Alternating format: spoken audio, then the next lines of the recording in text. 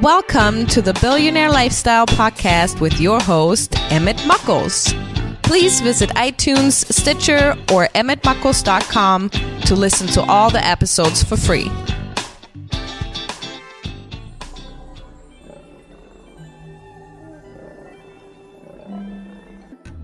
Ladies and gentlemen, welcome to the Billionaire Lifestyle Podcast with Emmett Muckles. Remember, we are at a paradigm shift in time and space and reality. This means that you have to protect yourself, and not only that, we are a community. So in you protecting yourself, you're actually protecting others. What do I mean by this? I am talking about COVID-19. This is going to be playing out for some time. Even after they clear us, we still have to have practices in place so that we can be a bountiful and fruitful community on this planet, which means we have to be our brothers and our sisters' keeper. So, 6 foot, I know I'm a hugger, but we're just going to have to let that lie for a while. And in that, let's all prosper. But today, I have Uzoma. Uzoma.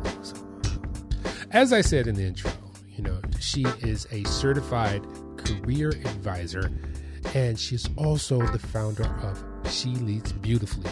If you see this woman, this is what I picture we come from.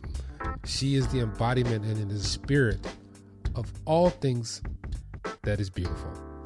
How are you? Oh, well, thank you, Emmett. Thank you so much for that wonderful introduction. I am doing well. I am doing great.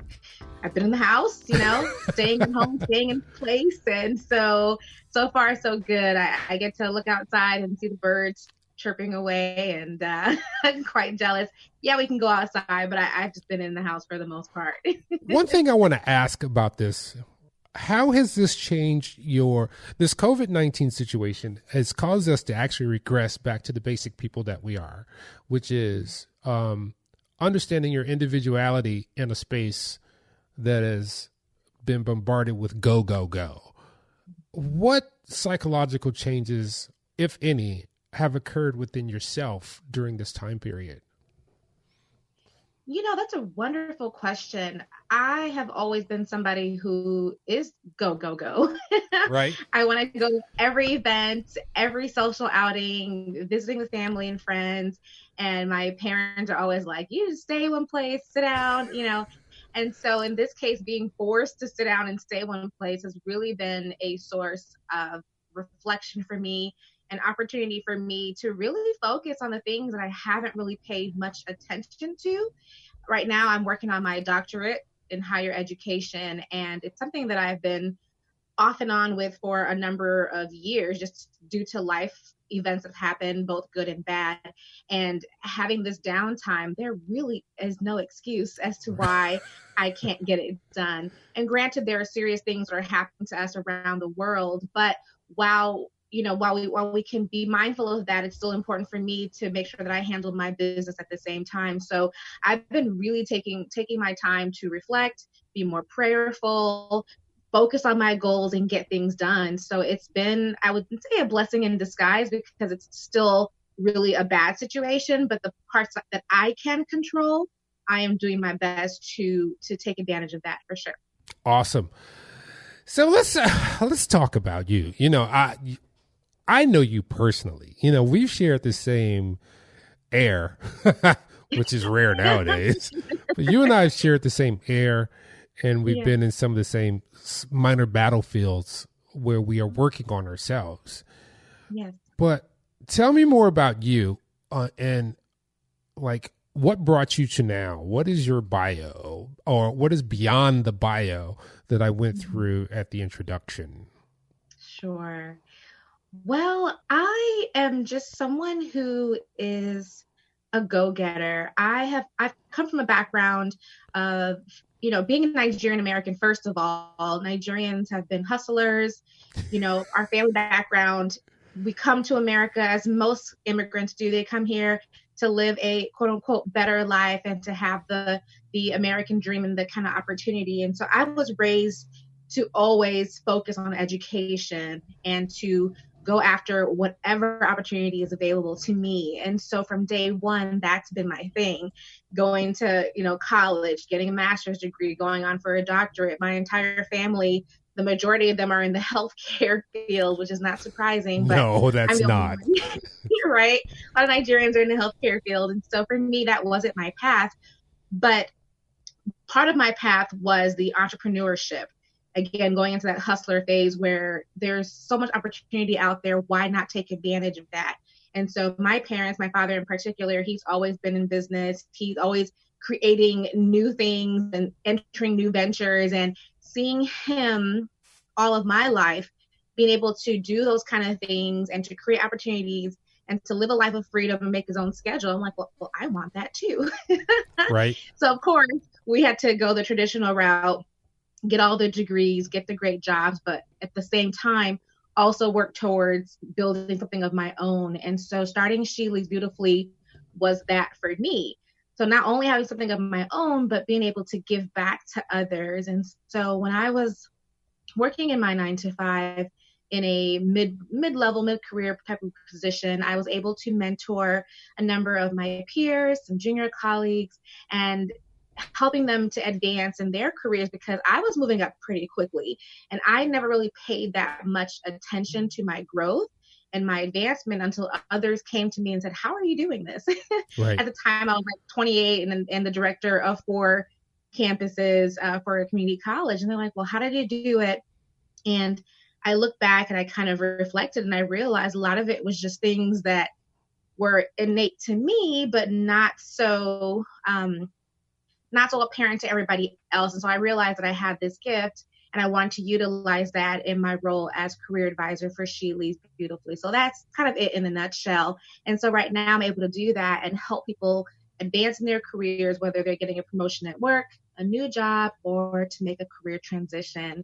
And I focus mostly on personal branding and networking and not the online job boards where most people tend to go to first. Right. So, were you born here or Nigeria?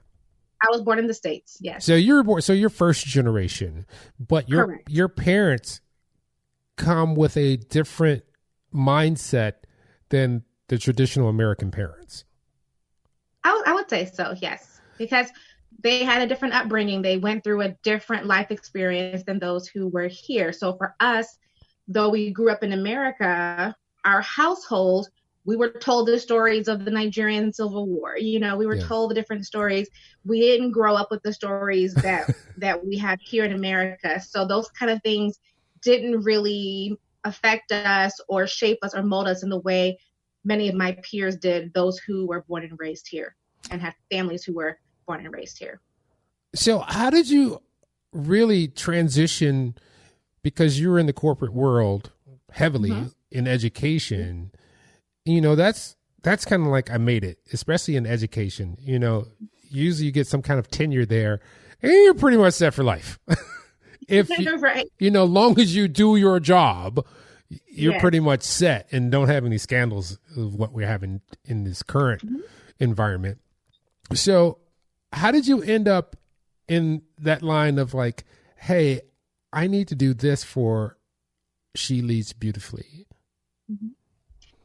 Yeah, well, I guess the whole tenure thing for me is a little bit different because I didn't clarify, I was on the administration side, which is definitely a lot different than those who are on the academic side who are teaching faculty. And if you're tenured, you're definitely more secure in your role. And so for me, that wasn't necessarily the case. I have a lot of interest and I've always had a lot of interest. And I think for me, I wanted to explore my options. I still have passion for higher education. And so kind of go back a little bit, it was a reduction in force, or of force is why I left the college. And then I ended up taking a job somewhere else at a non-traditional high school for about 1.5 years, but it wasn't the perfect fit. Yeah. And so my break right now is not a permanent break.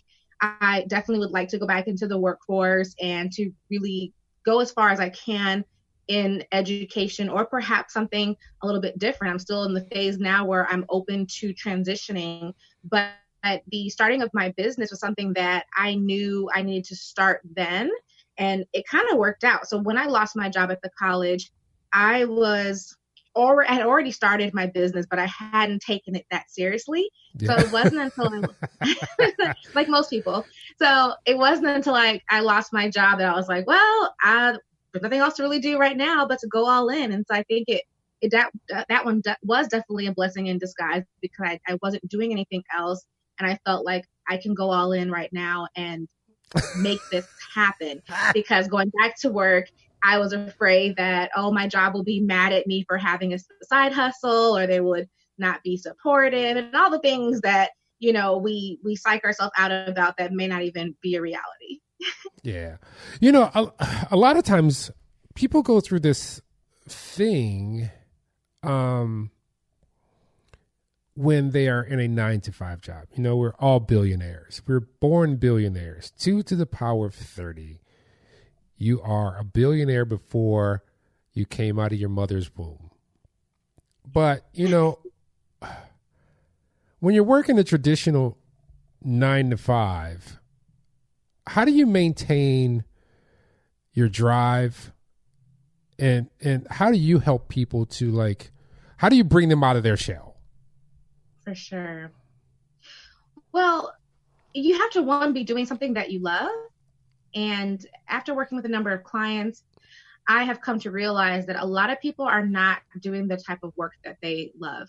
A lot of my clients have stumbled into their positions because it was the first job they found when they got out of college, per se, or they've been applying for a number of jobs and it's just something that came up and they just stuck with it for 5, 10 plus years. And so it wasn't something that they were really passionate about. And so when they come to me, they're at that point in their career where they're like, you know what? I'm not happy doing this. This is not what I really signed up for. I don't know how I ended up here, but I'm ready to go. Right. So I think number one is being sure that you're in a job or a position that you love, and it's easier said than done. And that's where I come in. I help my clients really figure out what their passions are, what their strengths are, their gifts, and that they can actually go after those roles that they really want versus just taking whatever comes their way. And my clients are mostly at that mid-career level where that's the best time to really seek this out. Entry level, you take what you can get, you get a salary, and you move on for some people. But at this point, you only get one life to live. And I say that all the time, which is cliche, but it's true. It's true. We should be living the life that we deserve. And whether that's maybe a job that probably may not pay you as much. And I don't think that having that billionaire lifestyle or to have this, to be successful in life, you have to have the highest salary. I think it's career fulfillment, whether that's a paid position or not, that you should be doing what it is that you love. And so my coaching not only helps them to find those types of roles, but to ensure that they're doing other things outside of the workplace as well. So hobbies, side hustles, and volunteering in the community. There are other ways to have passion, to fulfill your passion that are not just within your current 9-to-5. I have a friend who I didn't realize I've been mentoring for 20 years until he said it. He was like, you've been basically getting me on the path for like 20 years, dude, 20 plus years. I was like, I didn't know that. And he was like, yeah. And he was like, he was going through this thing and he had a really great job and he was doing this other. I said, dude, I understand where you're coming from, but you have to pull your inspiration elsewhere. You're misinterpreting the messages that God's giving you. He was like, what's that? I was like, your job now is your angel investor. I was like, you have to look at it that way. You have to go placate. I mean, because it's just like venture capitalism. They're going to give you these things and you may not like them, but you want that money. Right. I was like, Exactly. think of your job as the very same way. Yeah. But, with that, people can get lost in themselves when they're financing their real life with their work life. And it used to be that we would have this thing, Coca-Cola, Nike, Pepsi. That was the only kind of branding that you saw. Yeah. Then with Gen X, Gen Z, or millennials and Gen Z, you start to see the influencers starting to come out which means they became their own personal brand. Why is it so important? And I mean those of all ages to really understand, for business owners and just people in general and professionals to understand personal branding and why you should take such care of it. Right. I mean, times are changing. Like you said, we have the different generations. We have social media now, Instagram, everyone's posting different things. You have LinkedIn, which is really becoming a growing platform for professionals in their corporate space. A lot of businesses are now showing up on LinkedIn, and there's a lot of competition with these positions that are becoming available. And at this point, people, and everyone's also, for the most part, are going to school. They're getting their degrees. A few years back, there was a really big push on getting your degree, get a bachelor's, get a master's. And so now majority of applicants and job seekers now have these credentials.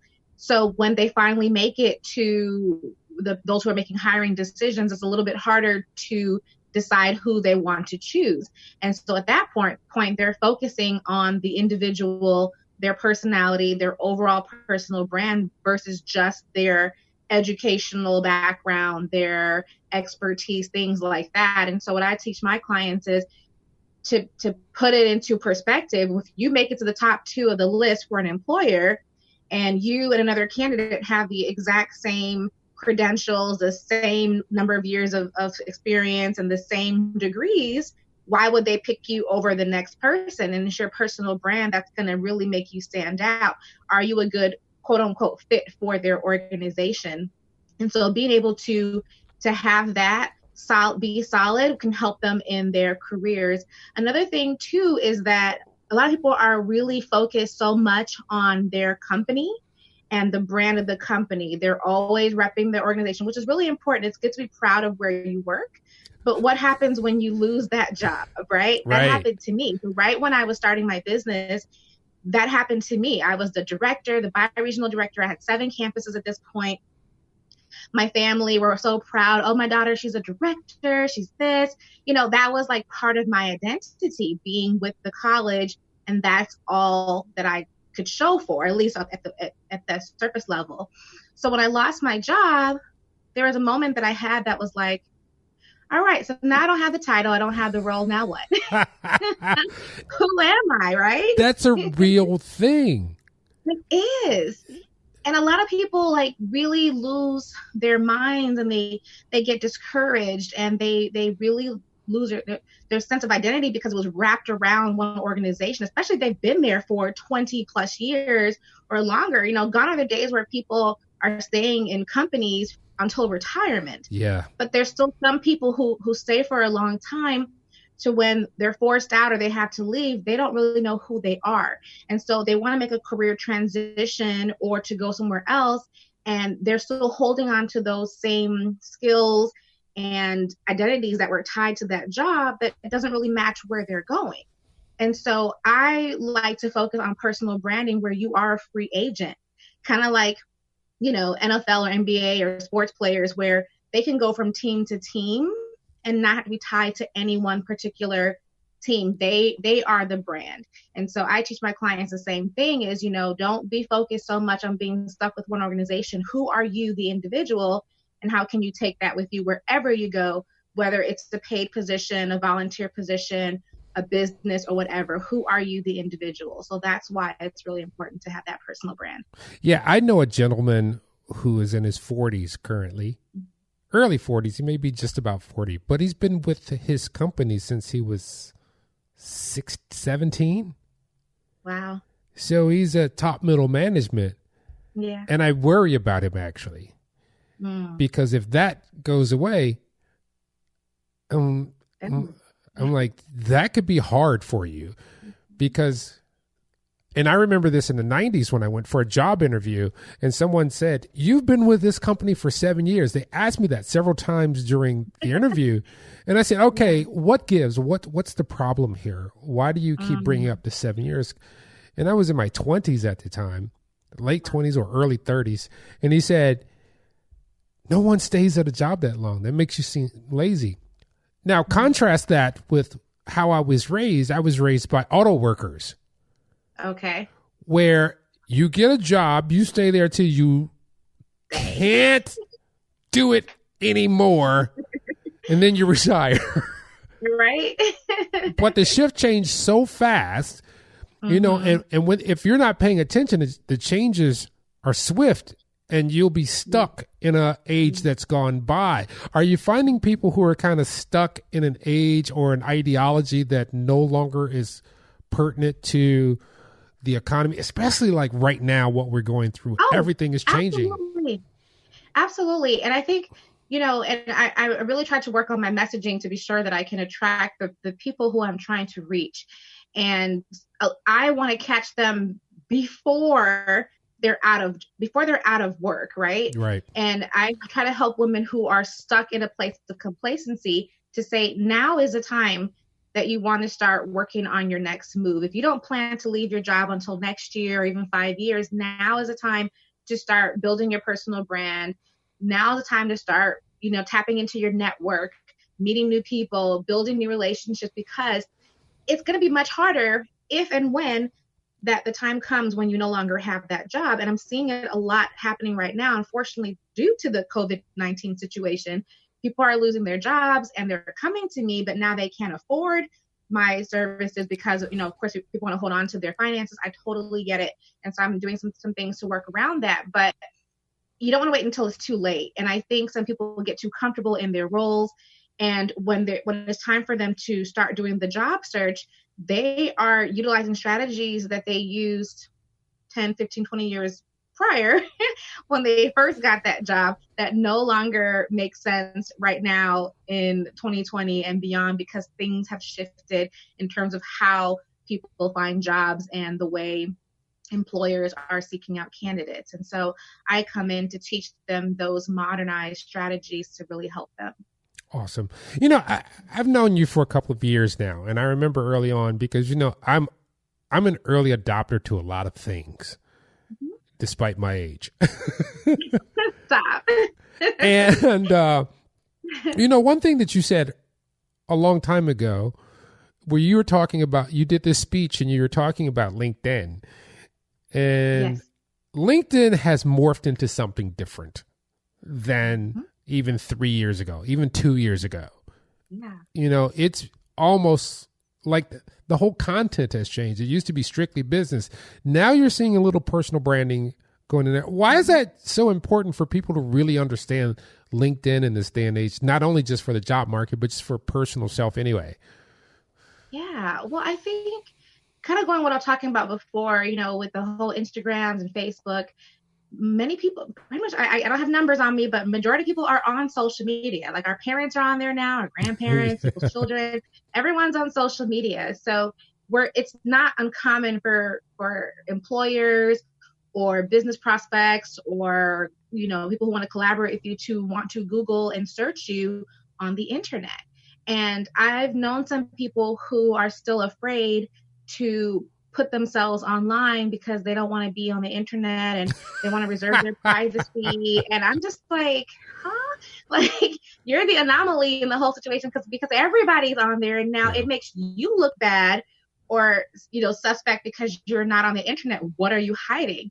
And employers look at that as a red flag. And so it's really important to have a profile. Maybe you don't want to have a private, like a Facebook one that's for your family and friends, but definitely get a LinkedIn.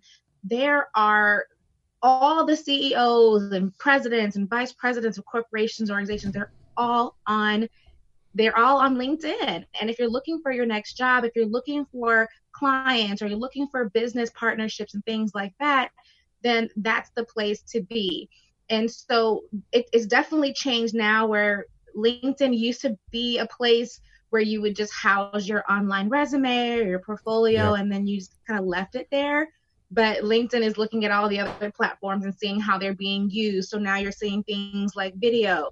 You have blogging or being able to write articles on LinkedIn. So there's so many different ways that you can use it to boost your personal brand. I have been able to get jobs through LinkedIn. I've got speaking engagements. I had to and been able to write a chapter in a book through LinkedIn. I have made connections with high-powered people in these positions at different organizations from LinkedIn. I've gotten clients, I think I said that. I mean, all from LinkedIn. we connected with colleagues from college and high school and from all over. But it's not just the platform, it's knowing how to use the platform, it's knowing the strategies to get around it and how you can really use it to benefit where it is you're trying to go within your career and or business. So how does one find these strategies? Because they are morphing daily, monthly, hourly. Yeah. Are you helping to coach people through some of these strategies as part of their strategic measurements to move forward, or are there resources that you can say, here, go read this? Well, I mean, literally everything can be found online. I mean, obviously people can go to YouTube University or Google University, but the issue that some people have with that is they don't always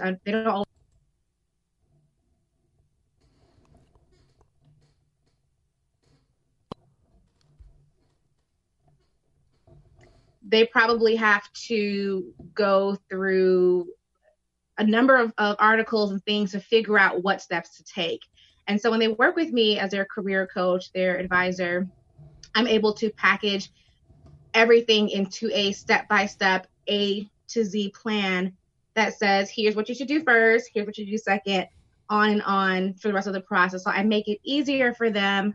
They can get it done quicker than if they did it by themselves. So actually I have a 6-step framework. It's called a full bloom framework, which helps my clients get from being stuck in a career rut to making major moves towards their next big career. So my process does walk them through those areas that we mentioned, particularly personal branding and networking are on there, and using LinkedIn is a big part of that. Awesome. Isn't that kind of creepy in my background? I know. I was like, wait, what just happened? I have a cool background too. It's going to come up next. So, I'm starting to realize something as of late is that there's so much technology out here that people are not keeping up. Mm-hmm. And in this space, you almost have to make it a job. And there are things that you can do, such as, is it LinkedIn Learning? Yes, LinkedIn Learning. Mm-hmm. Do you point people to these various modalities? So there's LinkedIn Learning, there's Udemy, there's all these things. Sometimes people are good at their position and they can adapt well, but they don't always understand the lingo or what tools are available. Mm-hmm. Do you push them in the direction or guide them into the direction where they can absorb some of this stuff so they can be more current, or just some of the strategies that you may introduce people to so that they can better themselves? Do you have those? For sure. I do.